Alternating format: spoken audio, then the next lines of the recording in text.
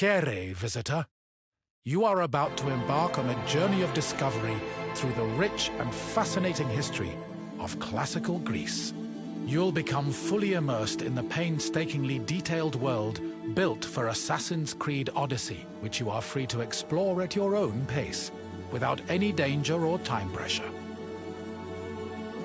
For a directed experience, take one of the many guided tours curated by prominent historians and archaeologists.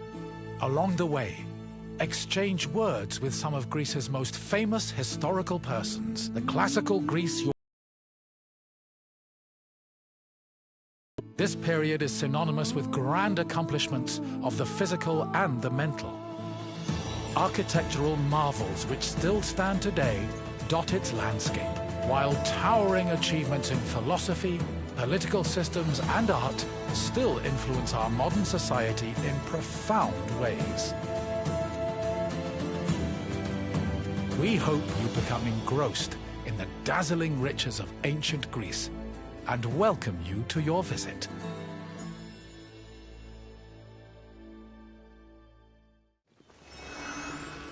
Τι τούτο είναι?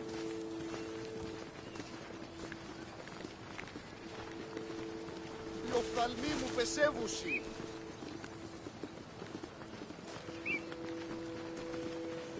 Τι λαμβάνει η χώρα?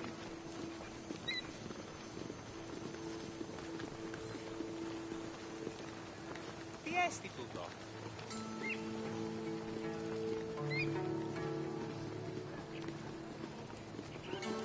Πού καλλιτέχνης το εστί?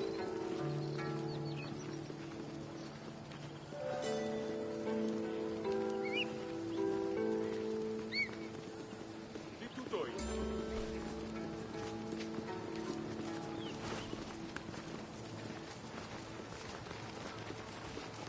Τι γίνεται? Από τον θάλασσα να πεις.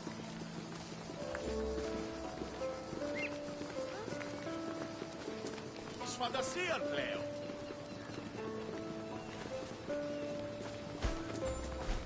Τι στο χώρα κάνεις? Πάψον τούτου.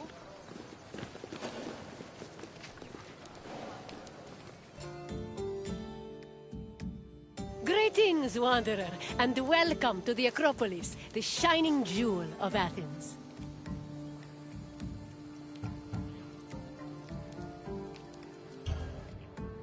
The Acropolis of Athens is a bastion of art and culture worthy of the gods themselves.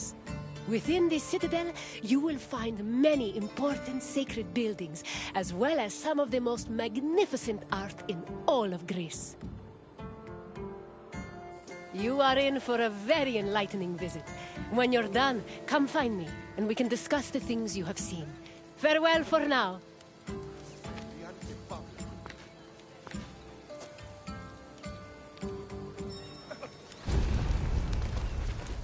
Αδύνατον εστί.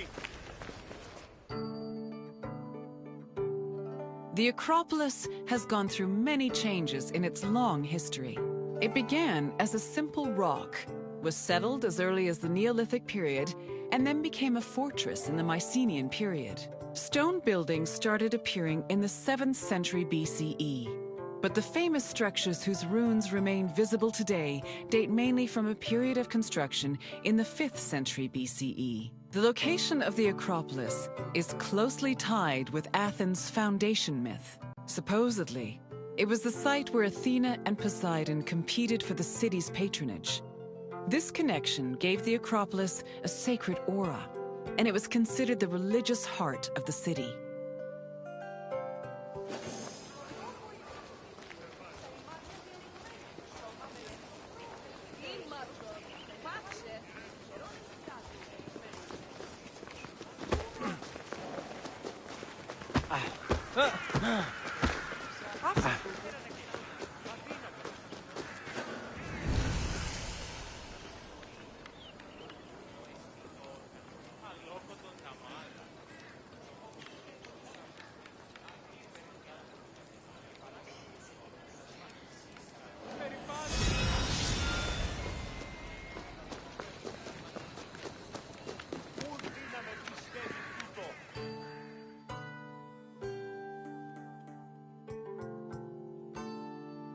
The Temple of Athena Nike was built on the remains of old fortifications from the Mycenaean era. Worship at the temple can be traced back to the 6th century BCE, but the building itself was destroyed during the Greco-Persian Wars a century later. It was rebuilt during the Peloponnese. Athena Nike roughly means Athena of victory. It was likely constructed in the hopes that Athens would win the war. Unusually, the temple depicts historical scenes of battles against the Persians instead of the more mythologically inclined art of other Greek buildings. The temple's priestess was chosen randomly among the Athenians and received a salary of 50 drachmae annually, along with skins and trophies from sacrificed animals.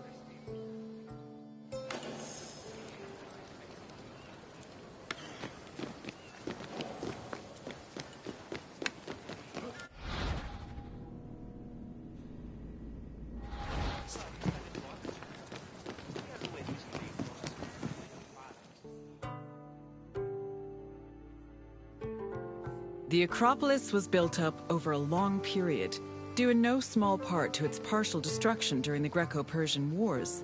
It was in the 5th century BCE, though, that the Acropolis received its most significant improvements. This period was an extremely prosperous time for Athens, both financially and culturally. With a booming economy bolstered by trade and the Lavrion silver mines, Pericles, the leader of Athens, financed a huge project to rebuild the citadel. He enlisted the help of renowned artists, like the sculptor Phidias, as well as the architects Iktinos and Callicrates. Together, they erected buildings like the Parthenon and the Propylaea Gateway. Pericles' goal was to make the Acropolis into a glorious monument to the gods and to mortal Athenians.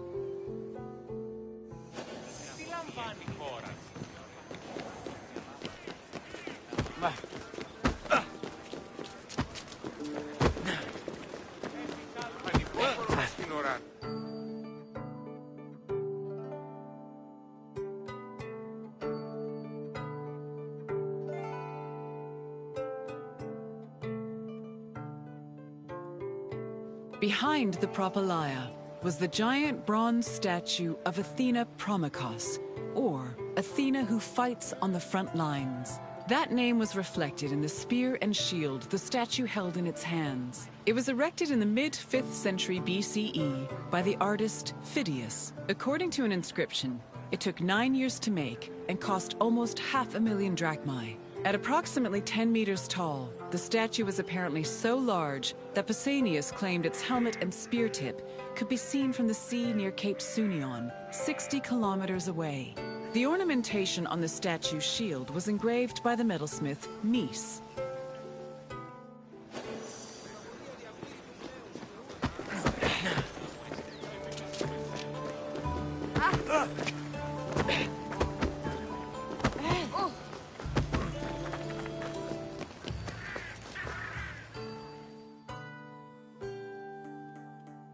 The Eraphoroi were young girls between the ages of 7 and 11 who were in charge of special rites. A list of 4 girls was drafted by the Assembly of Citizens, from which the High Magistrate, the Archon Basileus, chose 2 to serve as Eraphoroi for the year.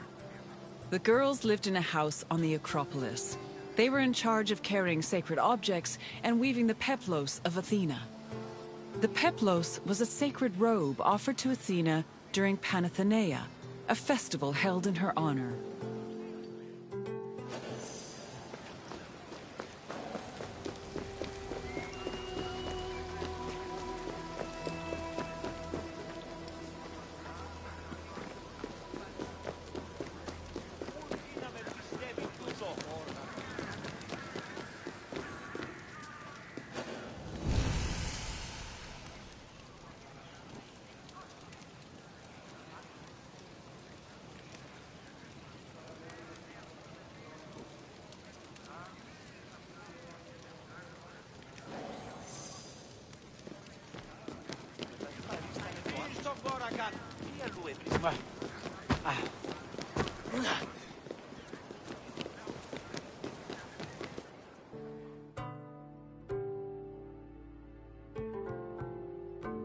The Erechtheion was an atypical temple. It was dedicated not only to Athena Polias, but also to Cecrops, the mythical founder of Athens, his son Erechtheos, and even Poseidon, the sea god who challenged Athena for possession of the city. The temple was divided into sections. The eastern part housed a statue dedicated to Athena, while the western section jointly belonged to Poseidon and Erechtheos. Meanwhile, King Cecrops' grave was believed to be under the caryatid porch. Under the temple was a crypt that was said to contain the sacred snakes of Athena. The snakes may have had a sweet tooth because the priestesses of Athena allegedly fed them honey cakes.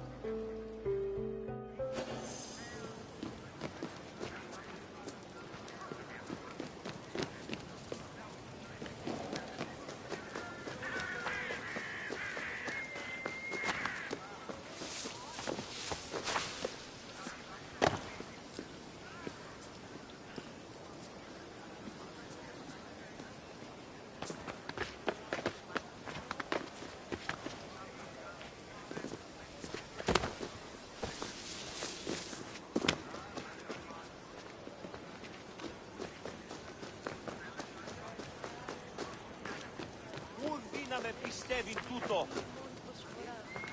Εκκλιπαρούμε του ελέου σου δια της βελτίωσης. Τι γίνεται.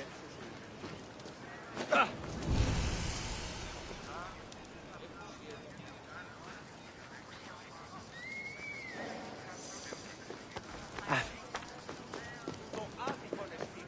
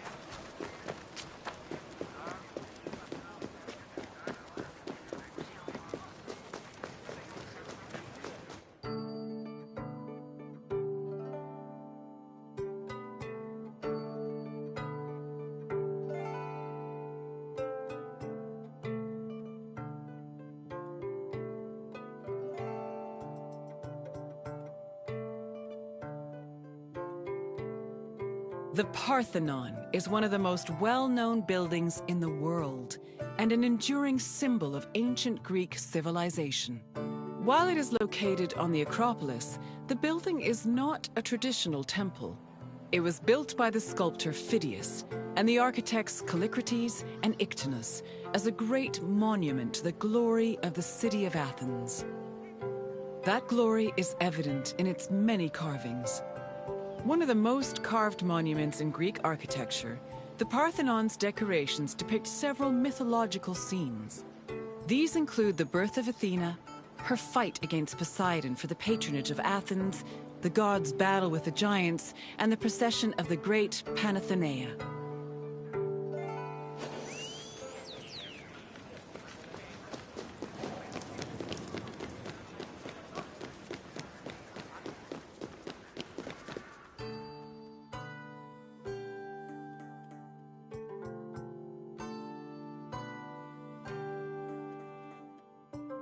The Parthenon's inner chamber, or cella, contained a massive statue of Athena that was considered to be one of the sculptor Phidias's greatest masterpieces. The statue was chryselephantine, a combination of gold and ivory. To justify the steep cost of its construction, Pericles told Athenians that the statue was a gold reserve, which could be disassembled in times of economic distress. The cella also allegedly contained a pool, whose main purpose was to control the room's humidity, which helped preserve the statue's ivory.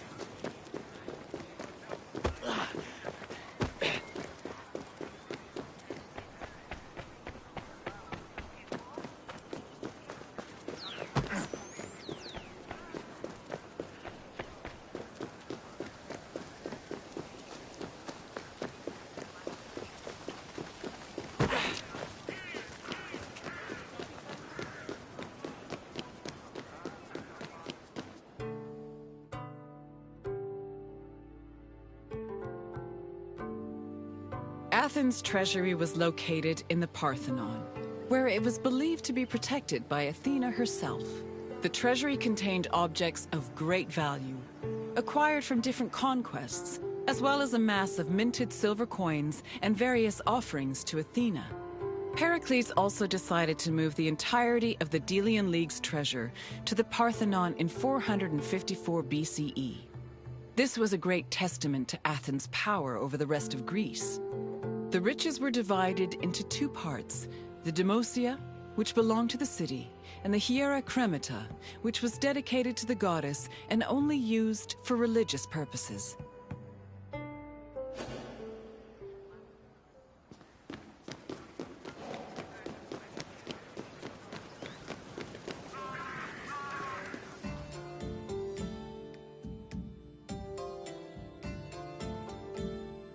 And what did you think of the Acropolis? It truly is quite something, isn't it?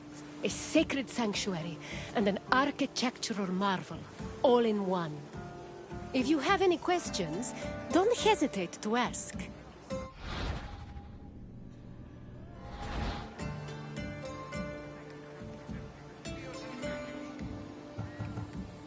As you wish. Hopefully we will see each other again soon.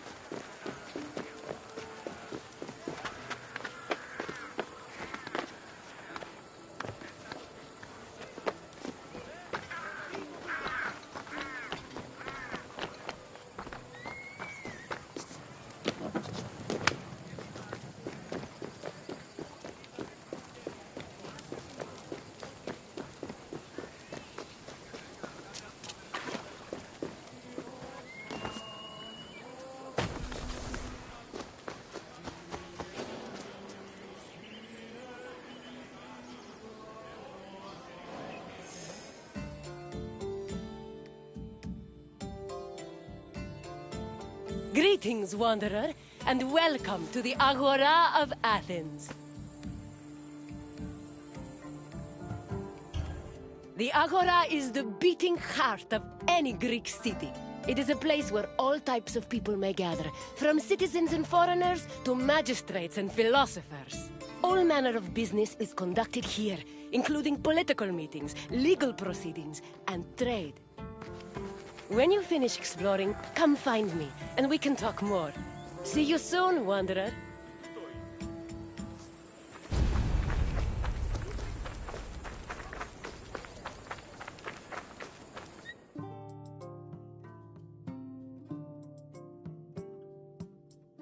The Agora was the civic center of Athens, but it wasn't only frequented by politicians and city officials.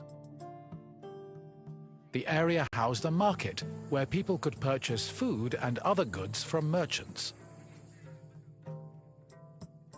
It was also frequented by philosophers, who used the public space to establish schools and pass on their teachings to students.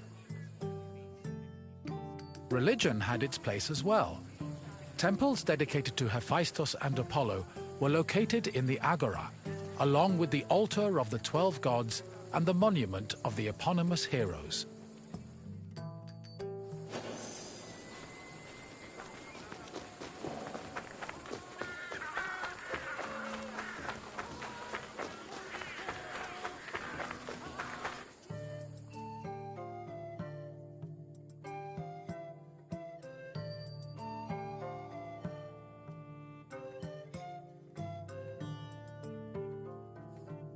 The painted stoa, or stoa poikile, derived its name from the panel paintings on its wall. The paintings were created in the 5th century BCE by famous artists like Polygnotus and depicted Greek military victories like the Battle of Marathon. The stoa served as a public meeting place for citizens, but it was especially popular with philosophers who used the space to pass on their teachings. In 301 BCE, the philosopher Zeno of Kition chose the Stoa Poikile as the location for his school of philosophy, the appropriately dubbed Stoicism.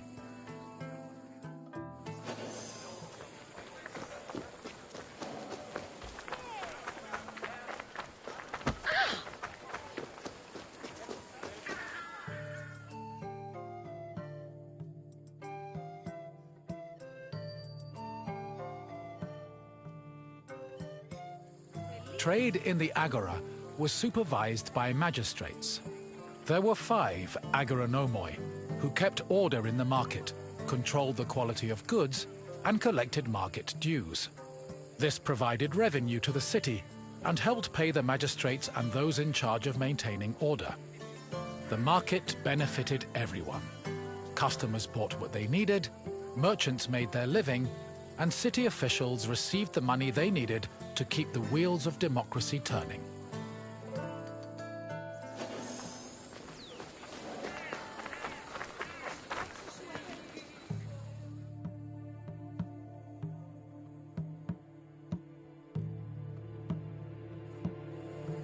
The original Temple of Apollo Patrous was built around 535 BCE by Pisistratos, but was destroyed by the Persians during their invasion a few decades later. It long remained in ruins, except for the altar, which was left standing as a reminder of the Persian sacrilege. Eventually, a new temple was built in the 4th century BCE. Inside was a statue made by Euphranor, the same artist who painted in the Stoa of Zeus. The temple held special significance in Athens, as it was connected to the origin of the city's people. The name Patros, meaning fatherly, referenced the belief that Apollo was the father of Aeon, founder of the Ionian Greeks, from whom all Athenians are descended.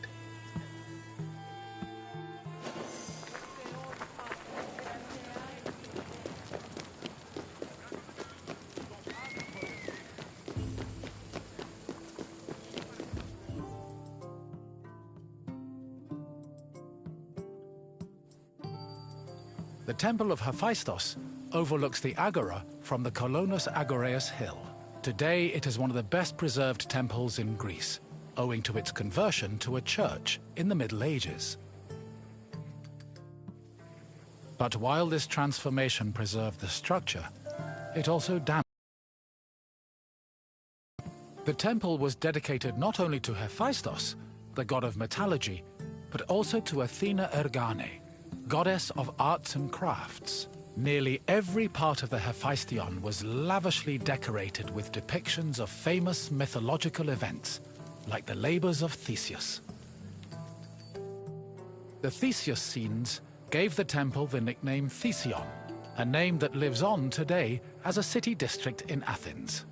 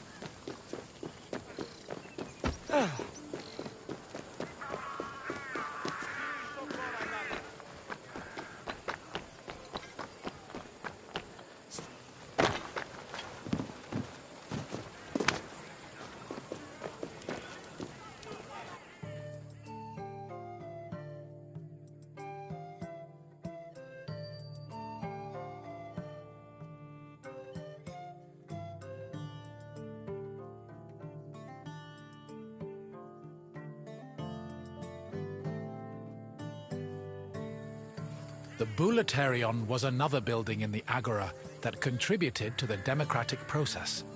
It housed the Athenian Council of Citizens, the Boulé. This council of 500 was composed of 50 members from each Greek tribe, all of whom served a one-year term. They were chosen by lot from among citizens over 30. Every month, one group of 50 was chosen to lead the Boulé's executive committee, the Prytaneis.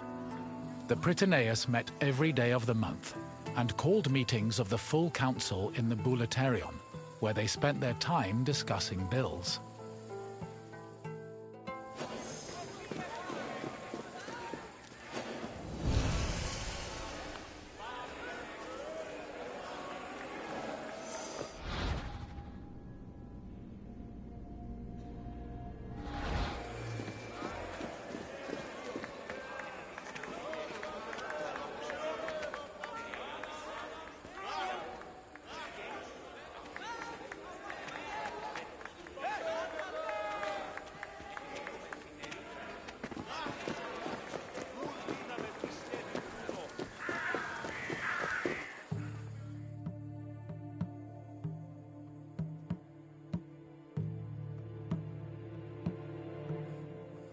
The Prytaneon was one of the most important buildings in the Agora, as it was the headquarters of the Prytaneis. The Prytaneis was the executive committee of the Boulé, who ran the city's daily operations. The Prytaneis dined in the Prytaneon, and 17 of them slept on site to ensure there were always officials available to deal with emergencies. The Prytaneon also housed the official weights and measures of the city. The Fire of Hestia, which provided sacred fire for all public sacrifices, was also located there.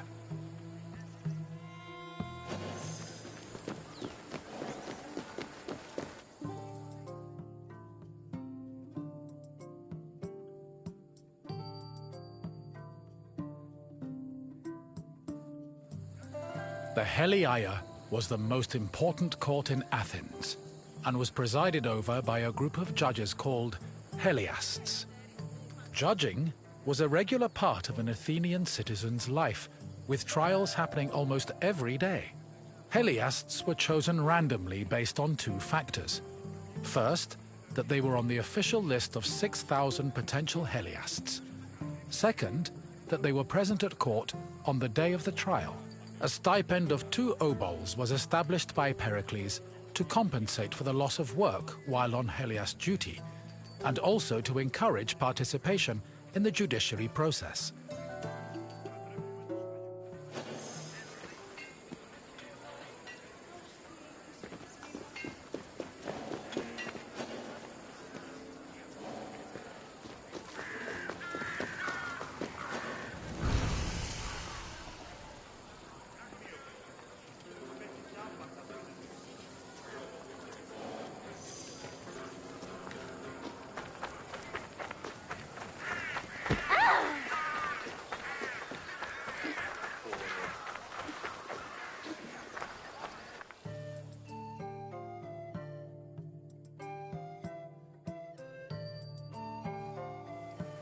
In the Agora, an Athenian could buy and sell many different products.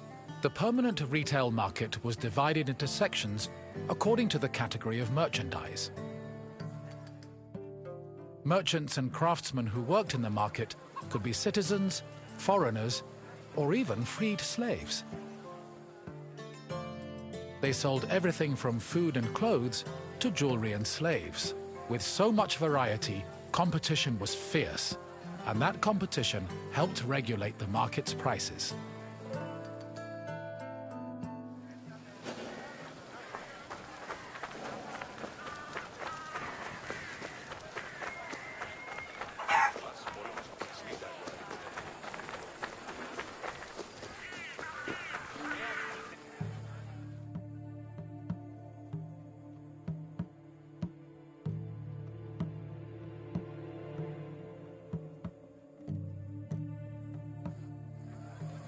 The Heliaio wasn't the only court in Athens. This other court was located next to the South Stoa. Historians believe it to be a court based on the discovery of a nearby box containing 7 bronze ballots. These ballots were used by jurors to give their verdicts. The reason trials were so common in Athens might have been related to their democratic regime, which promoted the individual's right to demand reparations for injustice. However, not all legal matters were settled in this fashion. If a claim was small enough, it was settled individually by a magistrate. Public trials were reserved for more serious offenses, such as murder, theft, and political crimes.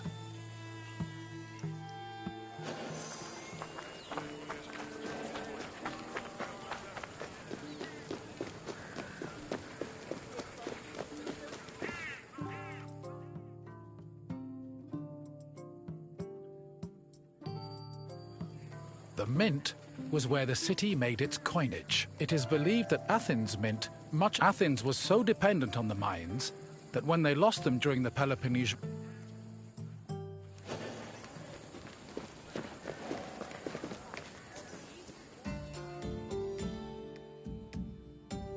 You have now experienced the Agora, following in the footsteps of countless Athenians before you. I hope the trip has impressed upon you how important this place was to trade, politics, and law. If you have any questions, don't hesitate to ask. Farewell, wanderer. May we see each other again soon.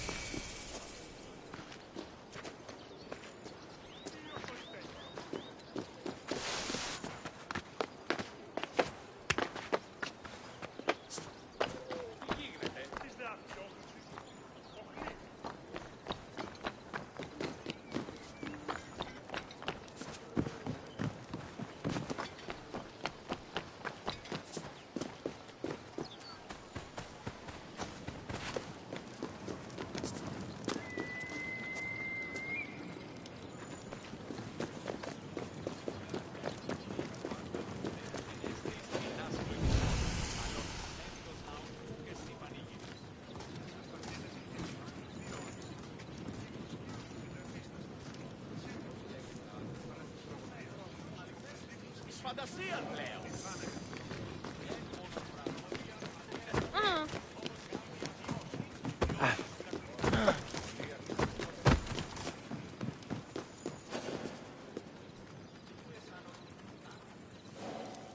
Welcome, visitor, to where Spartan boys become Spartan men.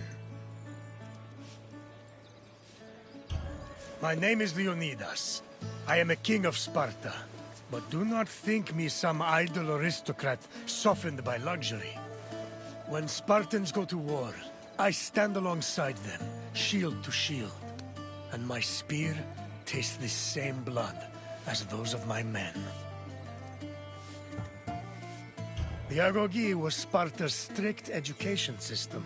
The strenuous regimen took in the young boys, and then reshaped them until nothing was left but the strength, intelligence, and resolve of a perfect Spartan citizen. I will find you once your visit has ended, and we will talk further. Until then, visitor.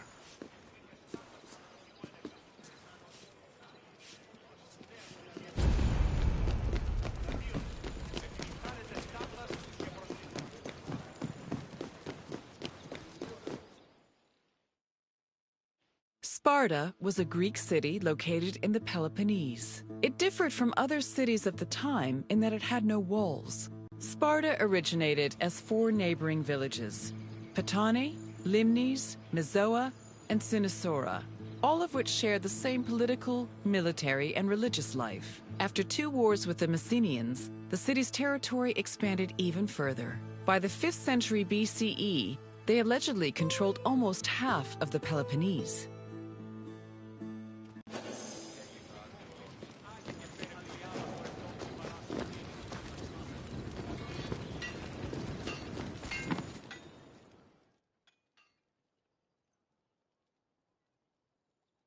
The Agoge was the military training and education program undergone by Sparta's male youth. Grooming men for war was one of the city's main priorities. Boys began their training at the young age of 7 and completed it when they were 30.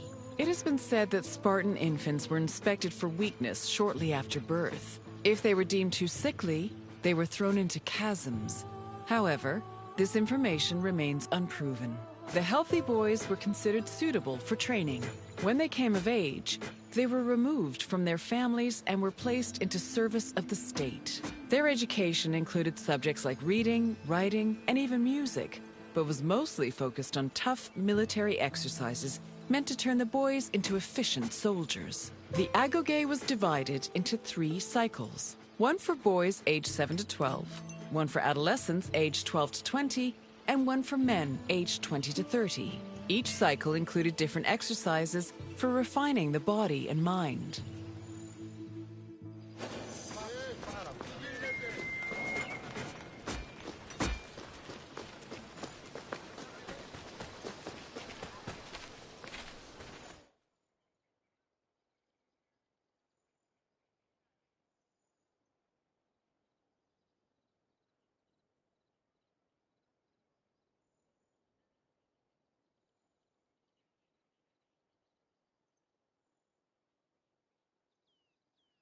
Sparta played a large role in defeating the Persians during the Greco-Persian Wars in the 5th century BCE. They held their king Leonidas' glorious death at the Battle of Thermopylae in particularly high esteem. Because Leonidas was killed in battle, Sparta believed he died a good death and showed incredible bravery, qualities to be held as a model for all Spartans. This idealized bravery was embedded.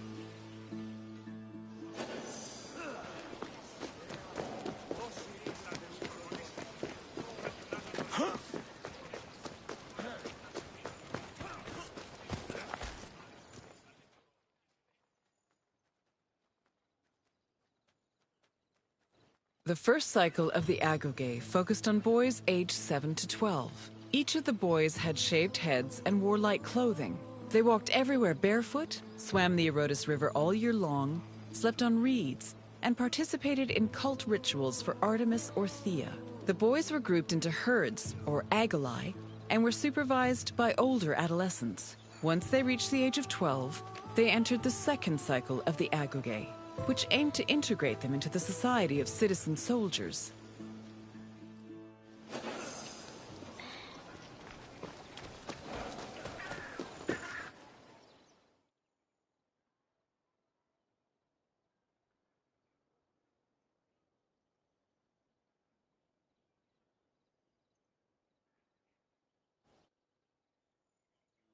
The Agoge's second cycle included boys aged 12 to 20. When they reached the age of 20, the young men were dubbed Erinyes and could officially serve as hoplites in the Spartan army. Until the age of 30, Spartan men lived in communal mess halls called Saskenia. From the age of 22 onward, they were permitted to start a family, but 30 was viewed as a more appropriate age to get married. Spartan men served in the military until they turned 60, when they were designated as elders, or gerontes. However, many were known to continue serving anyway, such as King Archimedes III, who fought in the army until he was killed in battle at the age of 62.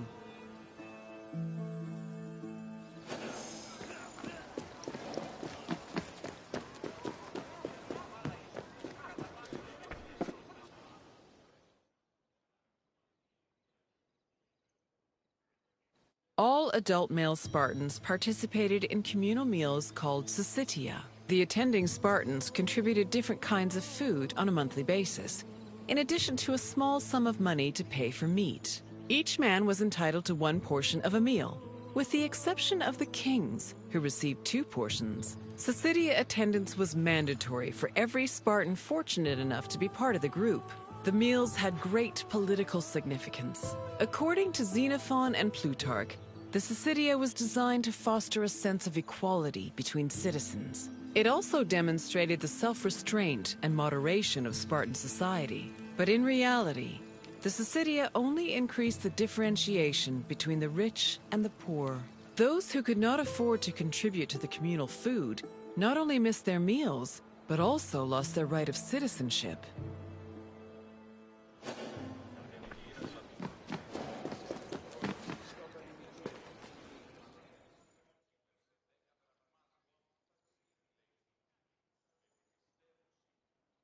Your tour has ended. As you have seen, the Agoge was not for the weak or faint of heart. But it did its job in producing skilled warriors and shrewd citizens. What else would you like to do?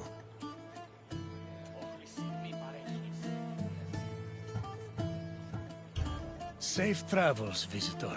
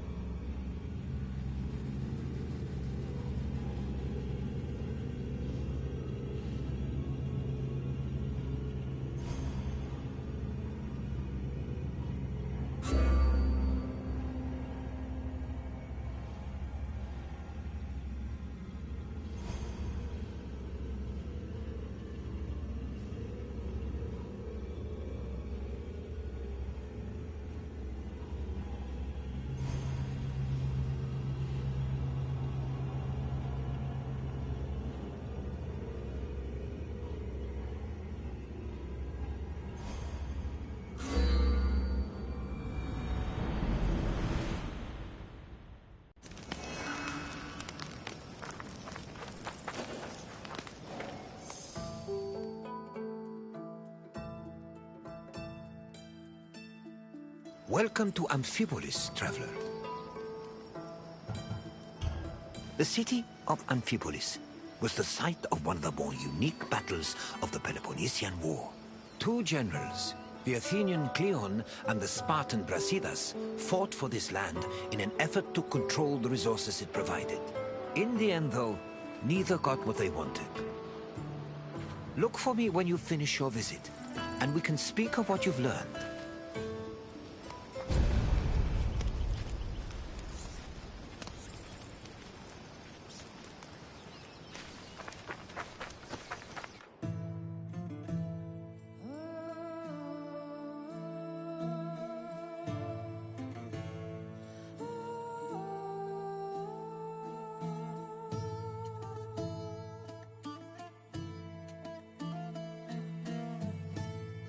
The land that would come to be known as Amphipolis was originally part of Thrace, a region inhabited by formidable semi-nomadic horsemen. Thrace was rich in gold and silver mines.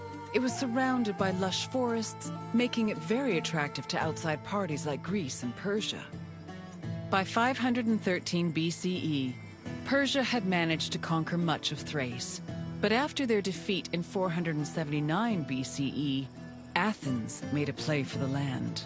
They conquered the nearby island of Thasos in 465 BCE, but the military prowess of the Thracian riders kept them out of the country's interior. It was only in 436 BCE that Athens established a solid foothold in Thrace with the founding of Amphipolis, a city on the banks of the river Strymon.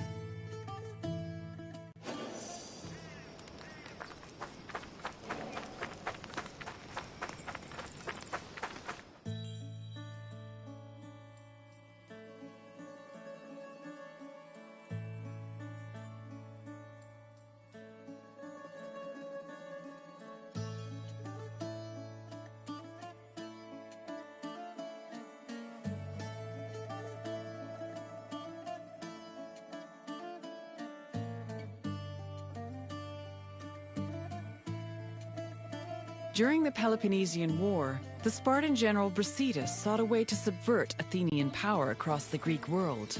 He set his sights on capturing the coast of Thrace, hoping to seize the resources the area provided.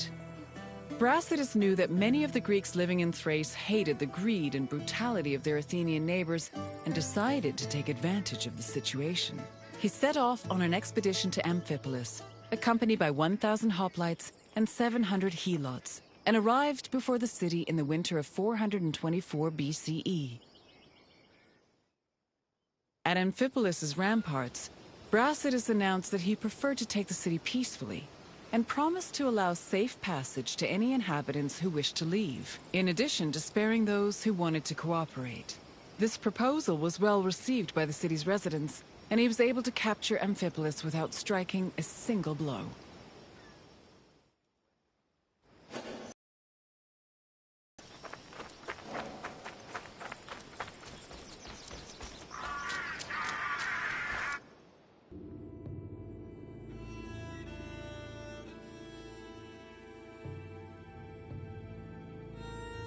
Brasidas' march blindsided the Athenians.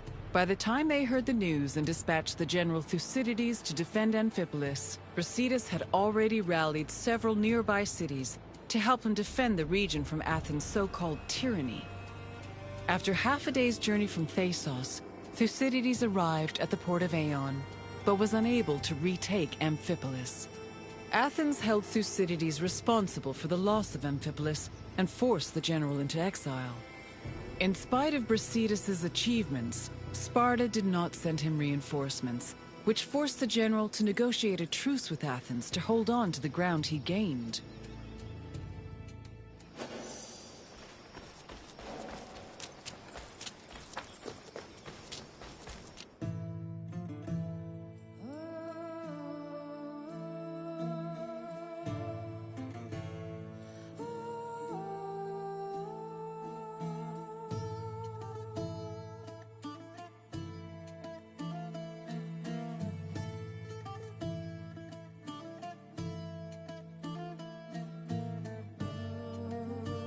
The matter of how to deal with Amphipolis divided Athens. The politician Nicias, as well as the city of Sparta, hoped that peace could be negotiated.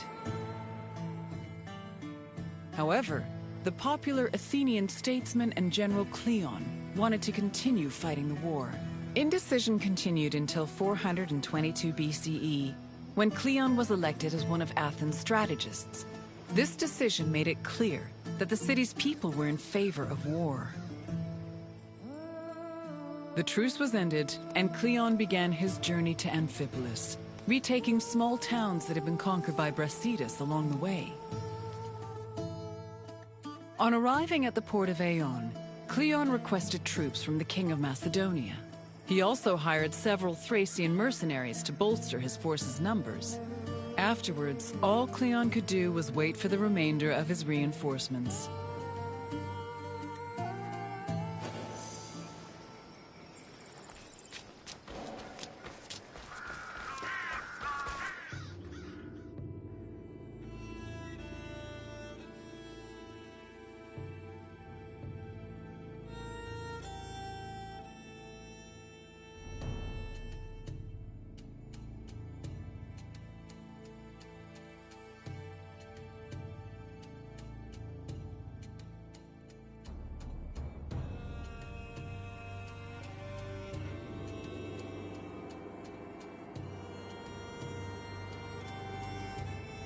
While they waited, the Athenian forces began to resent Cleon's hesitation to attack.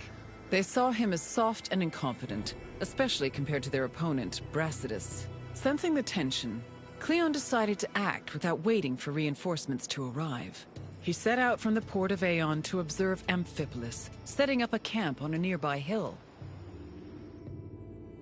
To Cleon's surprise, Amphipolis appeared to be completely unprotected, with no guards stationed at the city's gates and ramparts.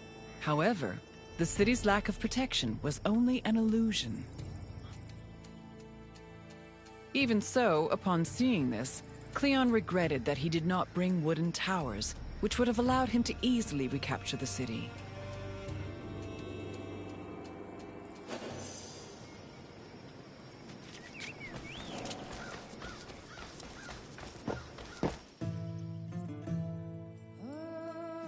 Brasidas positioned his own troops in a nearby wooded area to get a better view of Cleon's army. When the Athenians began moving to set up camp, Brasidas returned to Amphipolis. He believed his army was less well-trained than the Athenians and decided to rely instead on cunning tactics and Cleon's inexperience as a military leader. Brasidas organized a two-pronged attack. He would personally lead a small raid, then one of his lieutenants would follow up with a second attack shortly after, disorienting the enemy. He had barely finished formulating his plan when he saw Cleon's army pack up and retreat back towards the coast. The cowardly display made Brasidas realize that perhaps victory would be easier than he thought.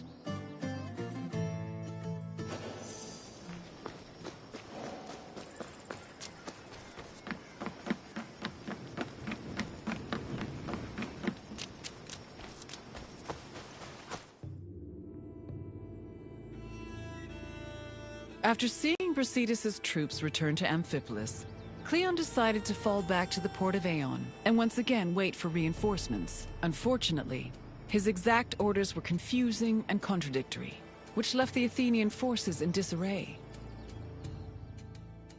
Brasidas took advantage of this confusion and began his attack. Cleon's forces panicked, which made them easy prey for the Spartans.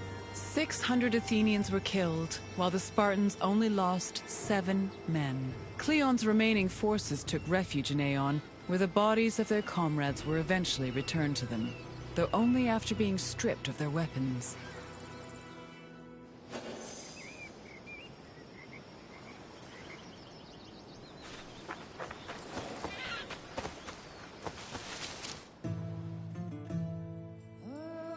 During the pitched battle between the Spartans and the Athenians, both Brasidas and Cleon were killed. The reports of their respective deaths reflect how they were perceived as military leaders. We know almost nothing about Cleon's death, other than that he was killed by a Thracian soldier. Brasidas, meanwhile, survived long enough to be taken back to Amphipolis, where he was informed of his victory. He was buried inside the city, which was considered an honor bestowed only upon heroes, and was celebrated as the true founder of Amphipolis.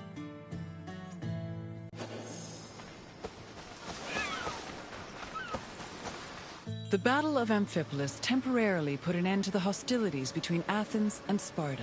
The Athenian forces returned to Piraeus, while Sparta called back the reinforcements they'd sent for Brasidas. The death of both Brasidas and Cleon encouraged the two cities to push for peace. The negotiations took time, but Sparta and Athens eventually agreed to return to the way things were before the Peloponnesian War. The resulting treaty became popularly known as the Peace of Nicias. Throughout the Greek world, it was mostly agreed that Sparta had lost the war, in spite of Brasidas' heroic efforts. The sentiment was rooted in the fact that Sparta had failed to end Athens' domination over Greece, something they had promised to do at the start of the war.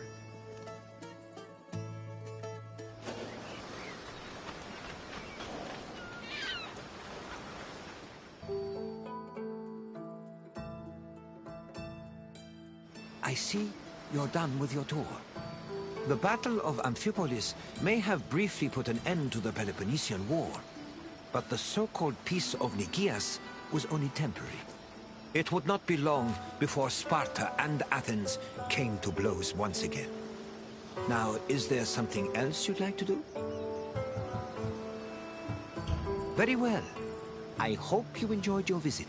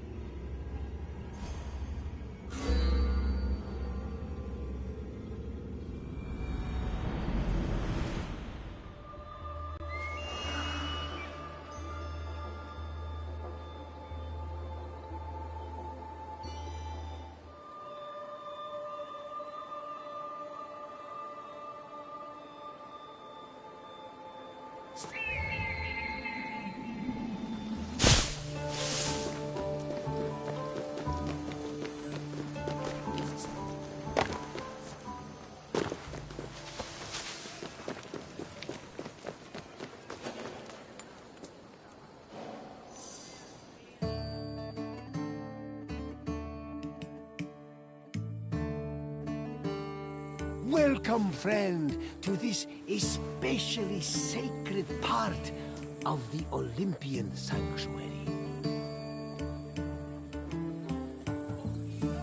The Sanctuary of Olympia was dedicated to Zeus, king of the gods. It had close connections to the divine, as you will see very soon. I'll come find you when you're done, and we can talk about what you've left.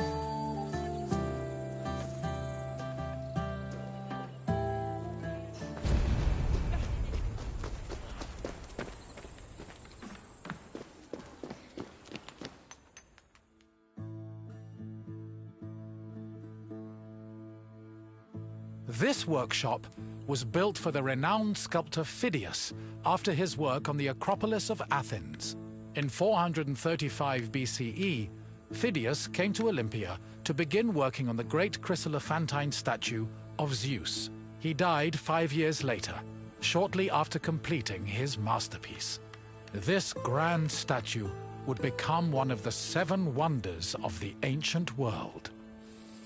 Phidias's workshop was located right next to the Temple of Zeus.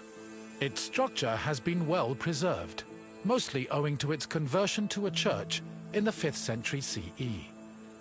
Archaeologists have also discovered lots of ancient materials in the surrounding area, such as casting molds and sculpting tools. The most famous artifact, however, is a cup bearing an inscription that aggressively states, "I belong to Phidias."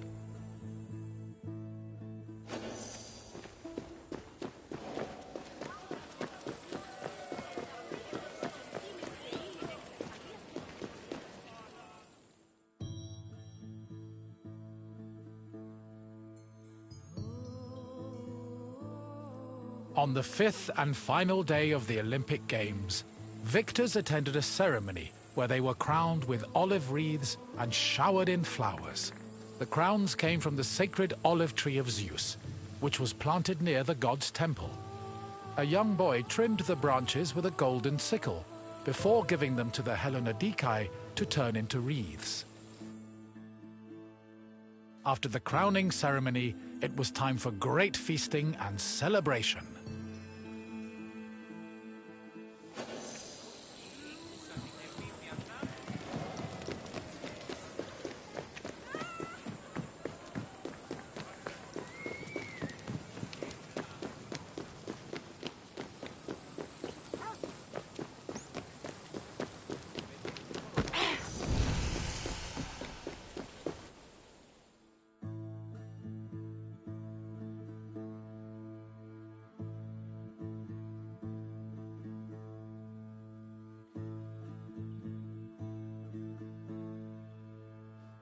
Pelops was both a legendary Greek hero and the mythical founder of the Olympic Games.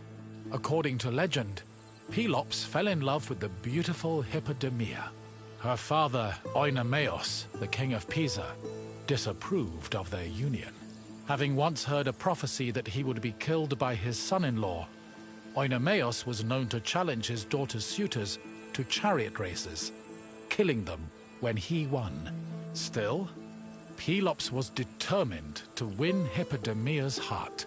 Before the race, he enlisted the help of Poseidon, who gave him a golden chariot with 4 winged horses. Pelops was able to win both the race and the hand of his beloved, while Oenomaus was dragged to death by his horses. The start of this famous race was depicted on the eastern pediment of the Temple of Zeus.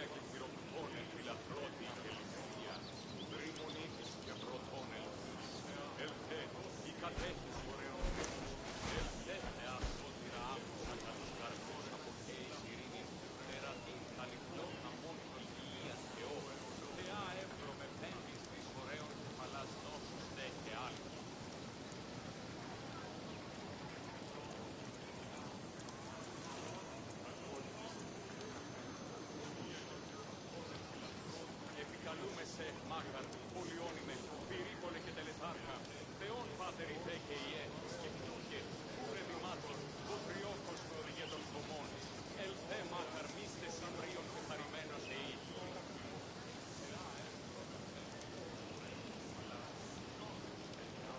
Επικαλούμε σε μάχαρ, πολιόνιμε, πυρήπολε και τελετάρχα, Θεόν Πάτερ Ιθέ και Ιέ, σκεφτούκε, ούρε δημάτων, βοτριόκος με οδηγέ των χωμών, ελθέ μάχαρ, μίστε συμπρίων και χαρημένος εή.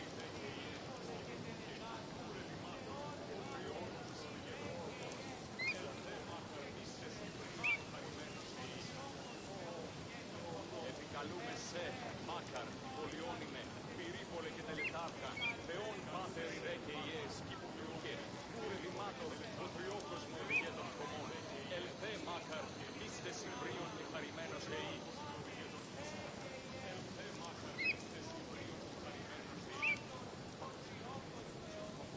Επικαλούμε σε μάχαρ, πολιόνιμε, πυρήπολε και τελετάρχα, Θεόν Πάτερ Ιθέ και Ιέ, σκεφτούκε, ούρε δημάτων, βοτριόκος με οδηγέ των χωμών, ελθέ μάχαρ, μίστε συμπρίων και χαρημένος εή.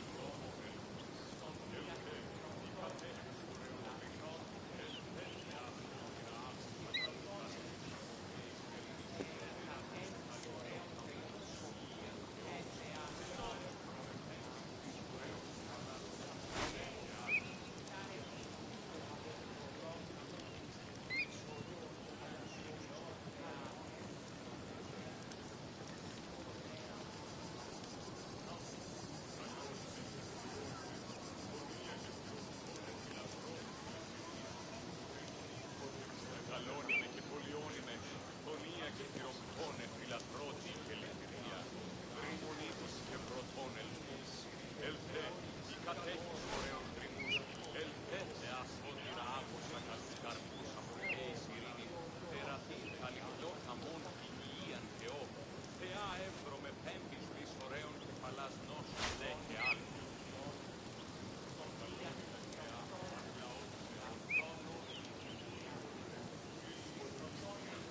Καλώνιμε και πολιόνιμε, φωνία και θυροκτώνε φιλαθρός και λυγερία, τριμονίτης και πρωτών ελθείς, ελθέ, η κατέχεις ωραίων τριμμούς, ελθέ, ασφόντιρα άκουσα καλούς καρπούς από εις ειρήνη, τεραθή, καλυφλό χαμών, υγιείαν Θεό, Θεά εύδρο με πέμπης δις ωραίων κεφαλάς, νόσους δε και άλλου.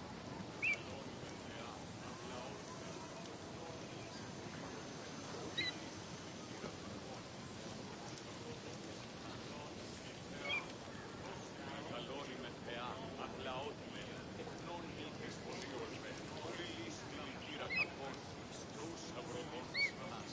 Συ Θεά, δώσ' ειρήνη πολύορμων και χώρων ηθικίαν, εφευόλβης είναι ώρες, λαυκό ευρεσίλευε, πολυλής τη βασίλεια, ο αιωνόμων δε και αγιωτά.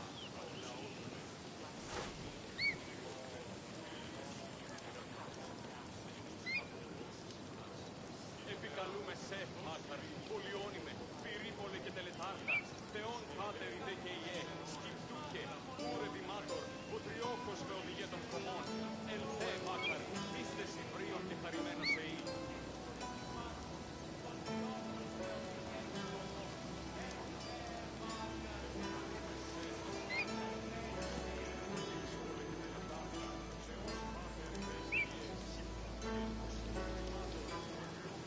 Επικαλούμε σε μάχαρ, πολιόνιμε, πυρήπολε και τελετάρχα, Θεόν Πάτερ Ιθέ και Ιέ, σκεφτούκε, ούρε δημάτορ, βοτριόκος με οδηγέ των χωμών, ελθέ μάχαρ, μίστε συμπρίων και χαρημένος εή.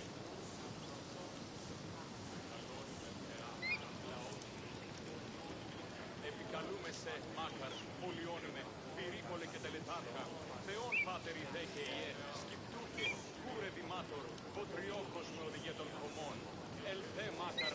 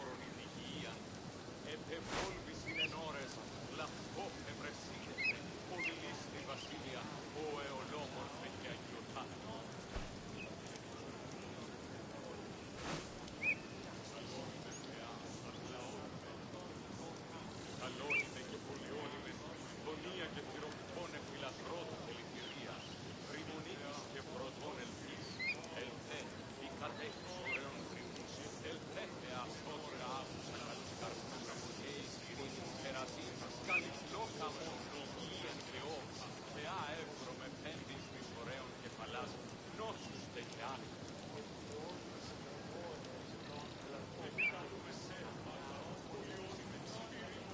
Επικαλούμε σε, Μάκαρ, πολιόνιμε, πυρίπολε και τελετάρχα, Θεόν Πάτερ ιδέ και ιέ, σκυπτούκε, κούρε δημάτορ, βοτριόχος με οδηγέ των κομμών, ελθέ Μάκαρ, μίστες Ιβρίων και χαρημένος εή.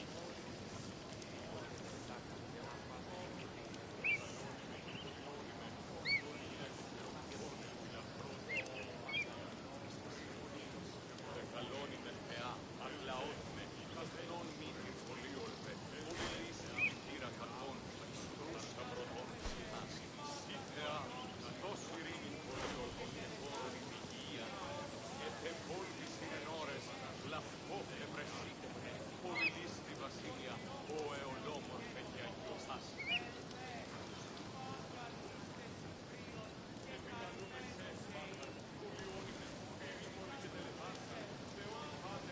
Καλούμε σε, Μάκαρ, πολιόνιμε, πυρίπολε και τελετάρχα, Θεόν Πάτερ ιδέ και ιέ, σκυψούκε, κούρε δημάτορ, βοτριόχος με οδηγέ των κομμών, ελθέ Μάκαρ, μίστες Ιβρίων και χαρημένος εή.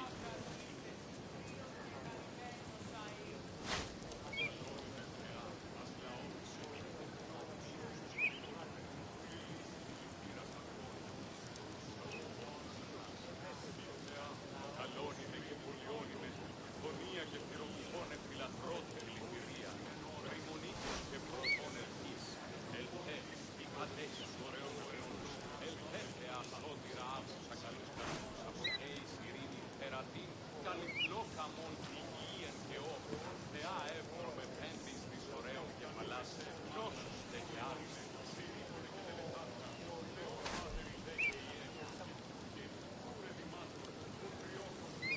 Καλώνημε και πολιόνιμε, γωνία και πυρομφώνε φιλαθρότη και λυτηρία, ρημονίτης και πρωτών ελπής, ελθέ, η κατέχεις ωραίων τριμμούς, ελθέ θεασότηρα άκουσα καλούς καρπούς από γέης ειρήνη, περατήν καλυφλόκα μόν υγιείαν και όφ, θεά εύρο με πέντης της ωραίων κεφαλάς νόσους τέχε άλλα.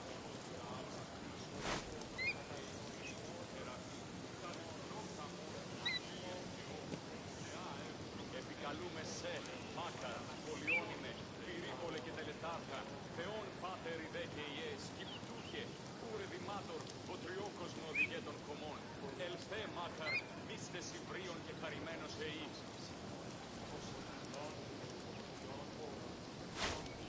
Επικαλούμε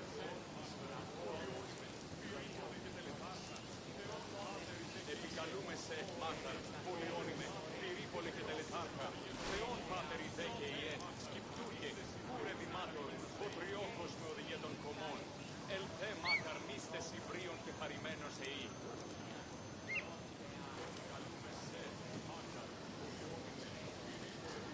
Επικαλούμε σε, Μάκαρ, πολιόνιμε, πυρίπολε και τελετάρχα, Θεόν Πάτερ ιδέ και ιέ, σκυπτούκε, κούρε δημάτορ, βοτριόχος με οδηγέ των κομμών, ελθέ Μάκαρ, μίστες Ιβρίων και χαρημένος εή.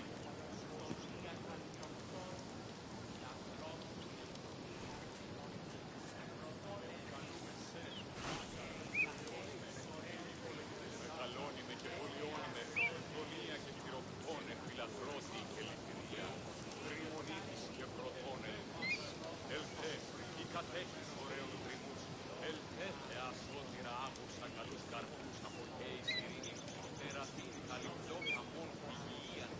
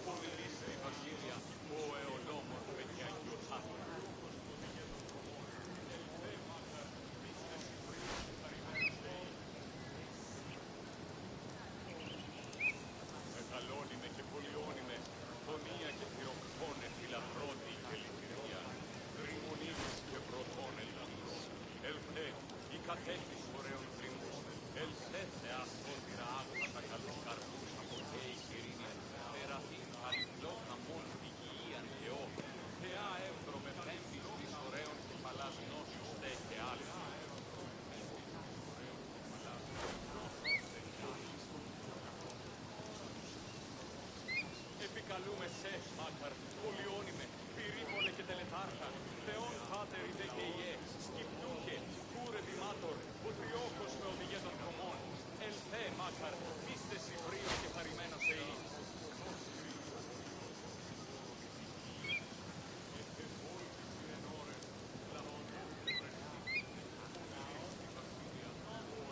Μεγαλώνιμε και πολιόνιμε, τονία και θηροπτώνε, φιλαθρώτη και ληστρία, ρημονίτης και πρωτών ελπής.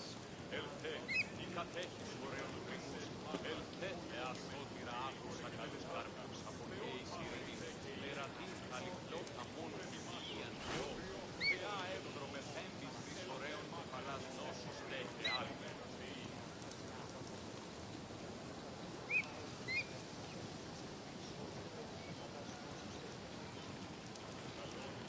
Επικαλούμε σε, Μάκαρ, πολιόνιμε, πυρήπολε και τελετάρχα, Θεόν Πάτερ ιδε και Ιε, σκυπτούχε, κούρε δημάτορ, βοτριόχος με οδηγέ των κομμών, ελθέ, Μάκαρ, μίστε συμπρίων και χαρημένος εή.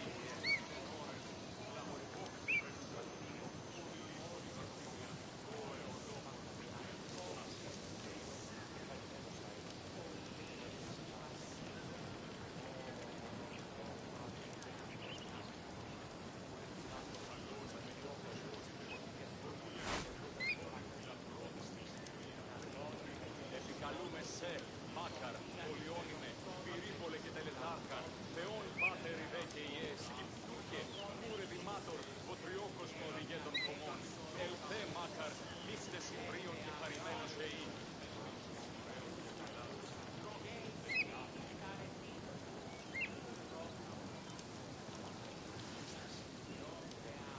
Μεγαλώνιμε Θεά, αγλαώθουμε, τεχνών μήνυ, πολύολμε, πολυλίστη μητήρα κακών, κρούσα πρωτών συχνάς, η Θεά, δώσ' ειρήνην πολύολμων και χώρων υγείαν, επεβόλτης ειρενόρες, λαχτό ευρεσίτων, πολυλίστη βασίλεια, ο εολόμορφε και αγιωτά.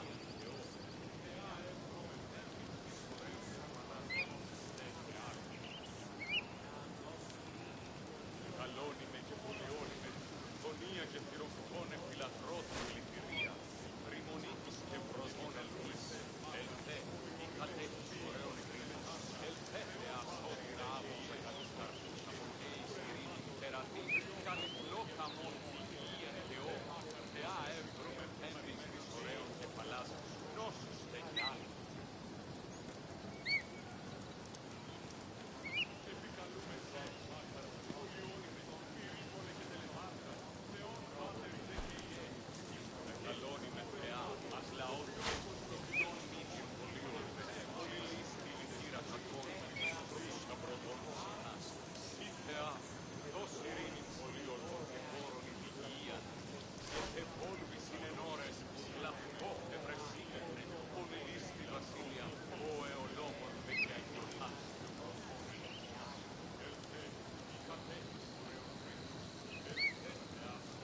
Μεγαλώνιμε Θεά, αγλαώθουμε, τεχνών μήνυων πολύολμε, πολυλίστη λυτήρα κακών, κρούσα πρωτών συχνάς, η Θεά, δώσ' ειρήνην πολύολμων και χώρων υγείαν, επεβόλβης συνενόρες, λαχτό ευρεσίτων, πολυλίστη βασίλεια, ο εολόμορφε και αγιωτά.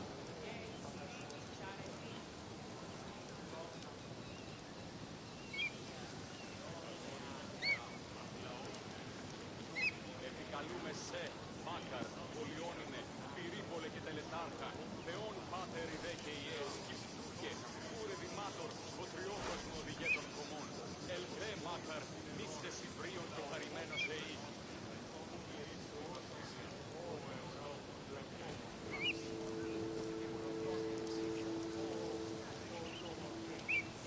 Επικαλούμε σε, Μάκαρ, πολιόνιμε, πυρήπολε και τελετάρχα, Θεόν Πάτερ ιδε και Ιε, σκυπτούχε, κούρε δημάτορ, βοτριόχος με οδηγέ των κομμών, ελθέ, Μάκαρ, μίστε συμπρίων.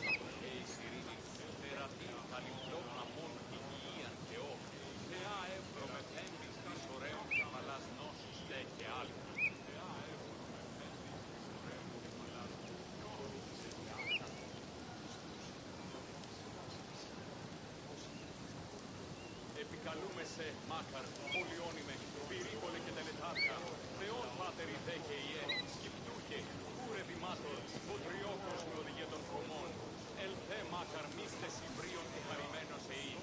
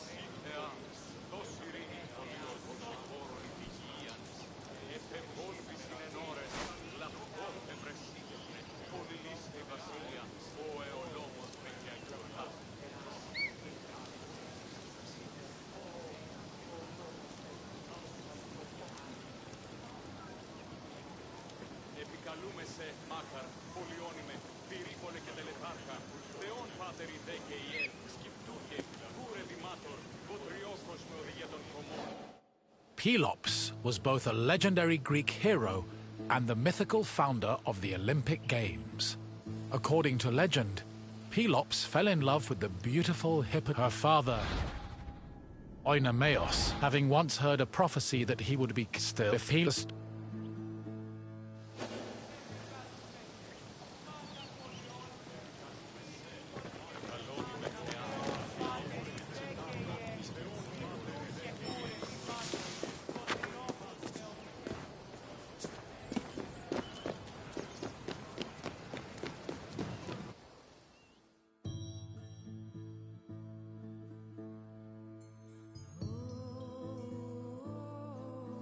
The Heraion was a temple dedicated to Hera. It is one of the oldest temples in the sanctuary, dating back to approximately 590 BCE. The structure included columns painted with images of women who won the Heraia, an athletic competition made up of running events. Every 4 years, 16 women were chosen to make a veil dedicated to Hera. These women also organized the competition, though they did not compete in it. The Heraia was unique for its focus on female athletes, in contrast to the male-exclusive Olympic Games.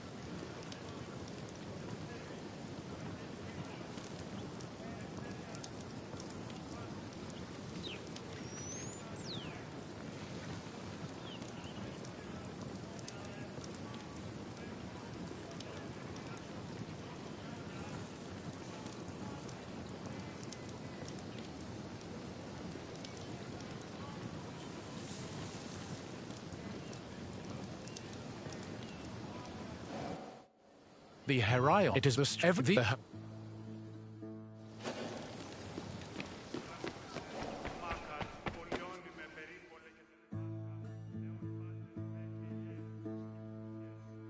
Hera was the goddess of women, marriage, family, and childbirth. She ruled Mount Olympus as Queen of the Gods, along with her husband and brother Zeus. Many mythological stories paint her as being annoyed at Zeus's many lovers and illegitimate offspring. In Greek art, Hera is usually depicted as matronly and regal, often wearing a crown or sitting on a throne. She is also sometimes seen holding a pomegranate, a symbol of both fertility and death. Hera's cult was very popular across Greece, and Olympia even minted her image on its coinage.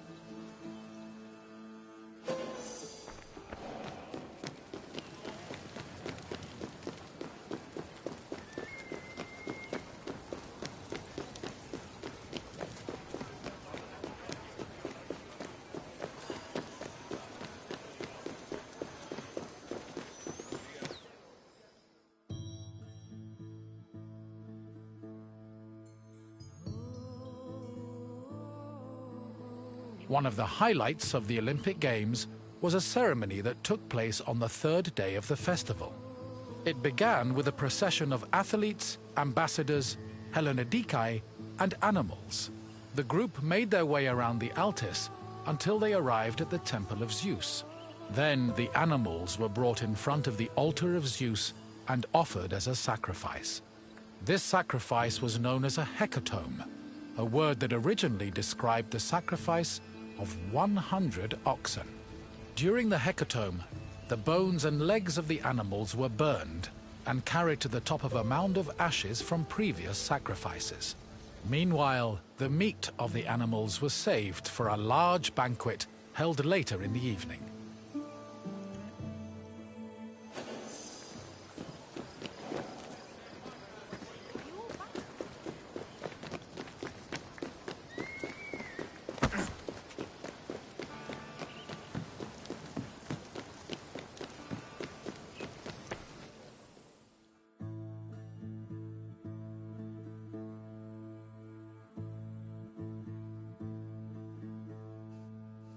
The Olympic Games were dedicated to Zeus, and all the ceremonies and events were hosted in his honor. It is no surprise that the largest temple in the sanctuary was the Temple of Zeus. While most temples were restricted to priests, the Temple of Zeus welcomed all who visited Olympia.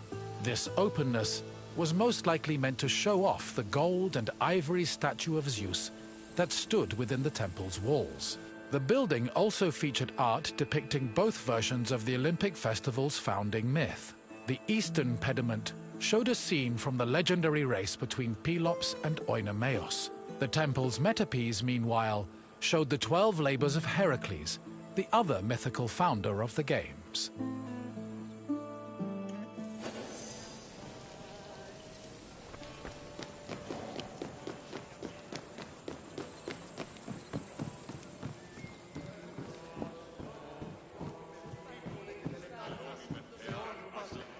Was the god of sky and thunder, and king of the Olympians. He ruled the world from his home on Mount Olympus. The child of Cronus the Titan, Zeus overthrew his father and cast the Titans out in a great battle known as the Titanomachy. He had children of his own with his wife Hera, including Ares, Hephaestus, Hebe, and Eileithyia. He also had many children without Hera, much to her consternation, but there are too many to list here. Zeus was believed to have control over the lives of mortals, as his many epithets attest to. For example, his title Horkios made him a keeper of oaths, while Xenios was the name conferred to him as a protector of hospitality. In Greek art, Zeus was usually depicted holding a thunderbolt and sitting on a throne, befitting his position as king.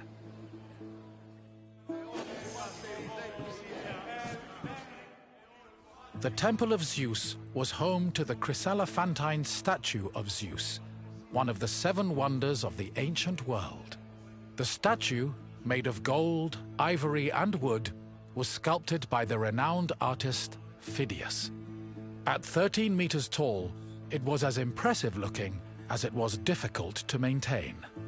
Oil was used to protect the wood and ivory from cracking and to prevent general decay. While the statue does not exist today, it was thankfully described by Pausanias in great detail, so its legacy lives on.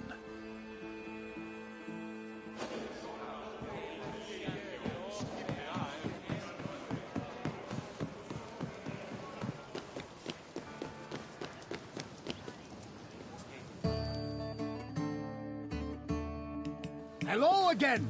I hope you enjoyed your visit and feel a little bit closer to the gods. Well, as close as a mortal can get. Is there anything else you'd like to do?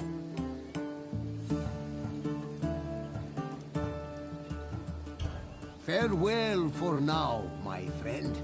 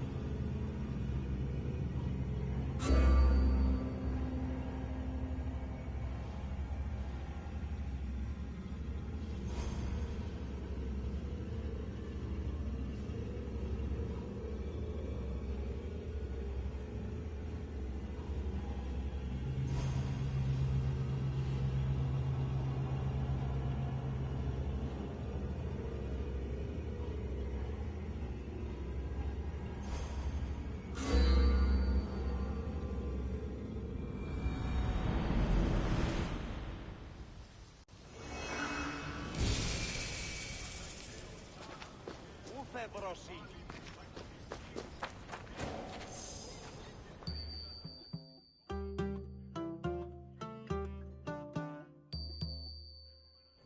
Hello, my friend! It is my pleasure to introduce you to Corinth's Temple of Aphrodite. Why, I'm Marcos, of course, one of the most successful merchants in all of Greece. You really haven't heard of me? My name is known from Kefalonia to Kos. If you've ever paid money for something, I probably received a percentage. But enough about me. Let's go back to what you're doing here. In Greece, many love stories were told about the gods. How romantic. Enjoy your visit, my friend. I'll come see you again when you finish the tour.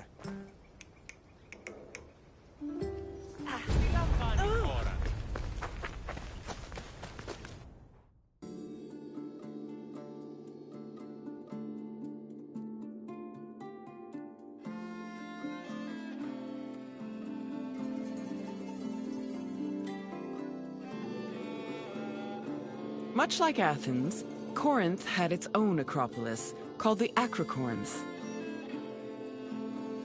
The natural promontory provided an excellent view of the surrounding territory.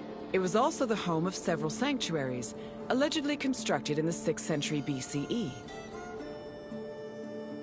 The Acrocorn's most famous attraction was the Temple of Aphrodite. Pausanias describes it as having statues of Aphrodite, her son Eros, and the sun god Helios. According to Strabo, the temple's most distinguishing feature was its servants, who acted as sacred prostitutes. However, Strabo is the only source for this information, and it is still hotly debated to this day.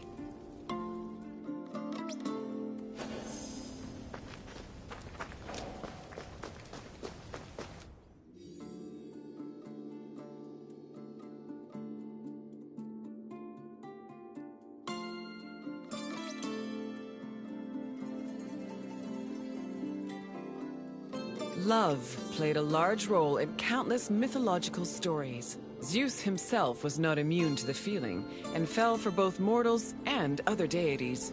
Some myths centered on forbidden feelings that led to tragedy, such as Phaedra's love for her stepson Hippolytus. While marriage was prominent in mythology, it was usually presented as problematic. For example, Aphrodite frequently cheated on her husband Hephaestus, and Medea's resentment against her ex-husband Jason eventually drove her mad enough to murder her children. These less-than-ideal depictions reflected the Greeks' idea of marriage, which they viewed as a civic duty instead of a romantic union.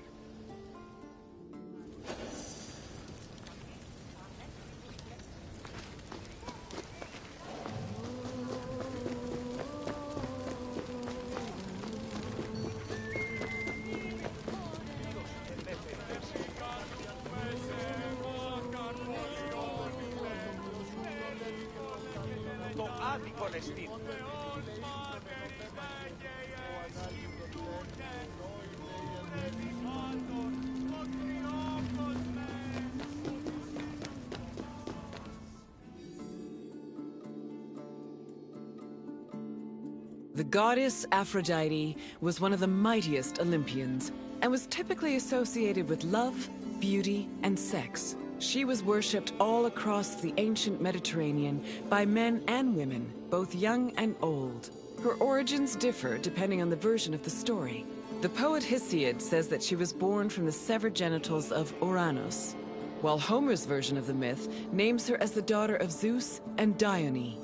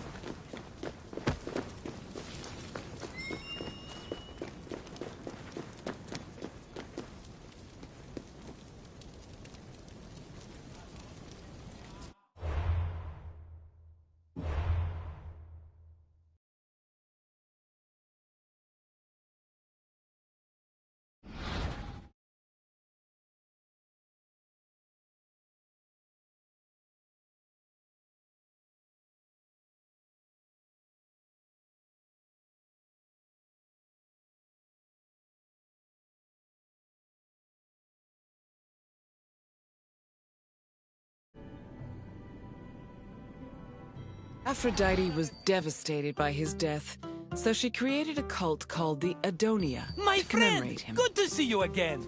I bet you were surprised by some of the stories you heard. For a bunch of immortal beings, the gods certainly were saucy, eh? Tell me if there's anything else I can do for you. Normally, I don't let people go until they buy a souvenir. But for you, my friend, I'll make an exception.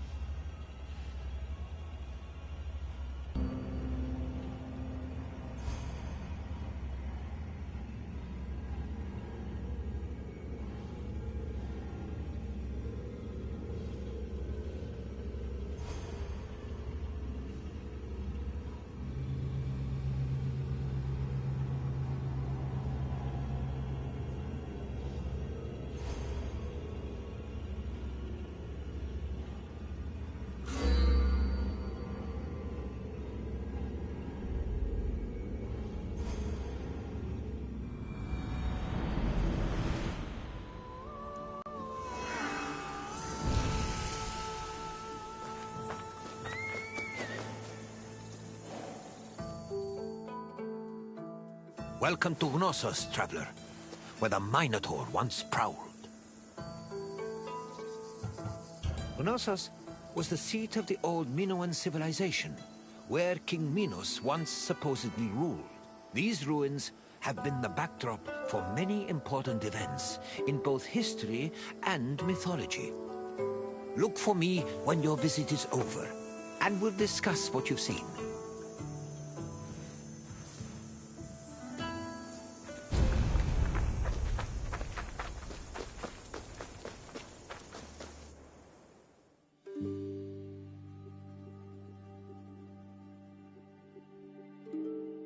The island of Crete was first settled around 8000 BCE. Over time, significant towns and maritime trade began to develop. Palaces were built, destroyed, and then rebuilt culminating in what archaeologists call the Neo-Palatial period, which began around 1700 BCE. This period lasted for over 300 years and is considered the golden age of Minoan civilization. The largest palace of this period was located in Knossos and featured maze-like complexes of workshops, temples, courts, throne rooms, and living areas, as well as paved roads and advanced plumbing and draining. Trade and external relations were important to the Minoans, and their networks extended across the eastern Mediterranean. As a result, the people of Crete and the lands they traded with often influenced each other and exchanged ideas, usually through peaceful interactions instead of military conflict.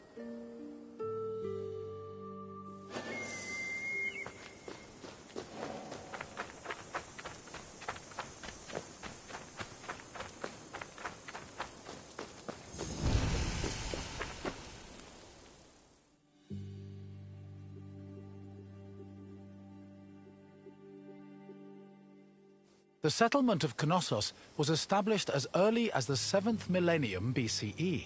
Today, one of the site's most notable landmarks is the palace ruins, located on the Kafala Hill. The ruins are split into two phases: the old palace, which has been poorly preserved, and the new palace. The new palace of Knossos had a surface area of approximately 13,000 square meters, making it the largest Minoan palace. Its focal point was a central court, which was probably used for ceremonial activities. The Minoan palace centers collapsed when Crete was overrun and conquered by a Mycenaean invasion from mainland Greece. However, the date of the final destruction of Knossos' palace is still unknown.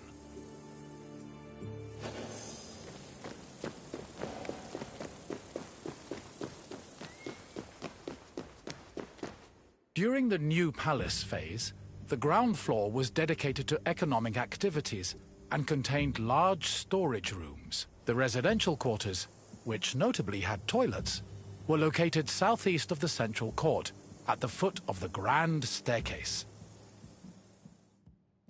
The palace was lavishly decorated with wall paintings depicting things like bull-related sports and richly dressed women. Large stone horns of consecration, which were important Minoan religious symbols, hung prominently in the west court. Other notable parts of the palace include the theatrical area, which is believed to have served as a viewing space, the tripartite shrine, which was dedicated to the worship of an important Minoan deity historians refer to as the Mother Goddess, and the Piano Nobile, a grand space located on the palace's second floor.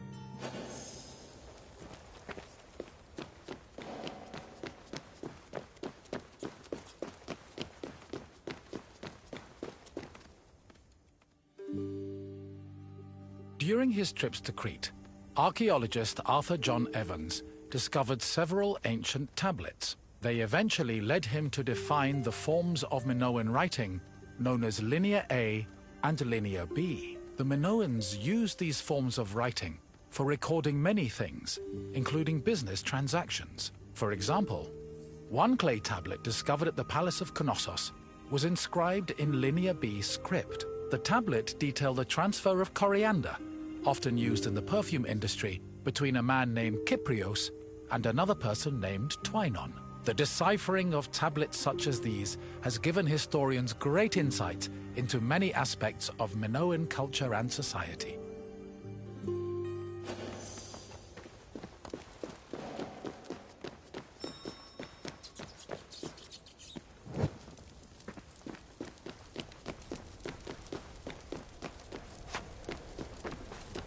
According to myth, the half-man, half-bull Minotaur was born after Queen Pasiphae slept with a bull sent by the gods as punishment upon her.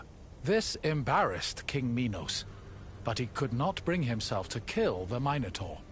Instead, he hid the monster in a labyrinth constructed by Daedalus.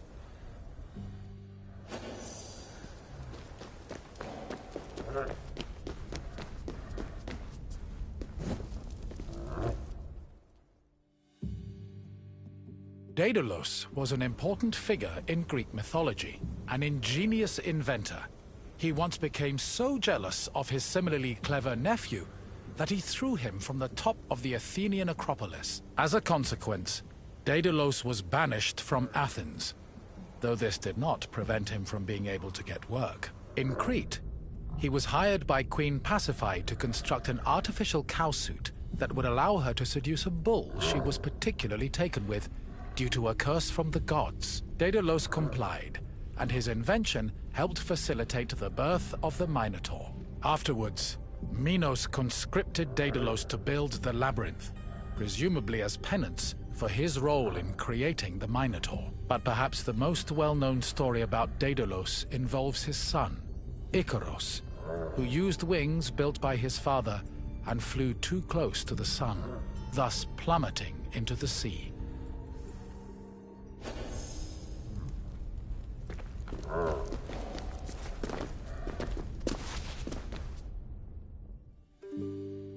Sometime after the birth of the Minotaur, King Minos' son Androgeos was killed in Athens by the same bull that impregnated his mother. An infuriated Minos demanded that Athens send 7 of their noblest men and 7 of their most virtuous women to Knossos every year.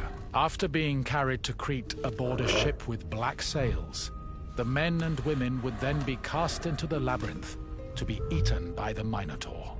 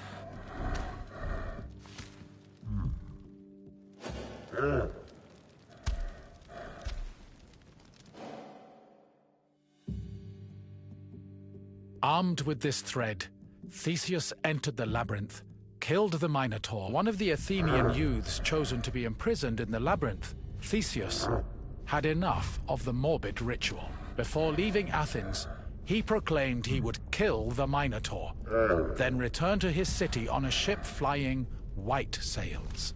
Before entering the labyrinth, Theseus met King Minos' daughter, Ariadne, who fell madly in love with him. Ariadne provided Theseus with a thread he could unravel to help him find his way back out of the maze.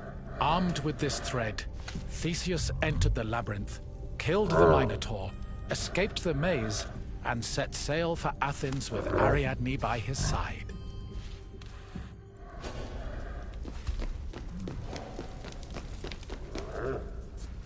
I see you found your way through the Maze of Ruins.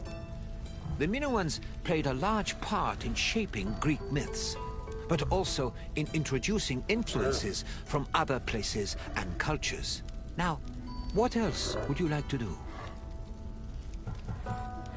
Farewell, traveler. I hope you enjoyed exploring the ruins.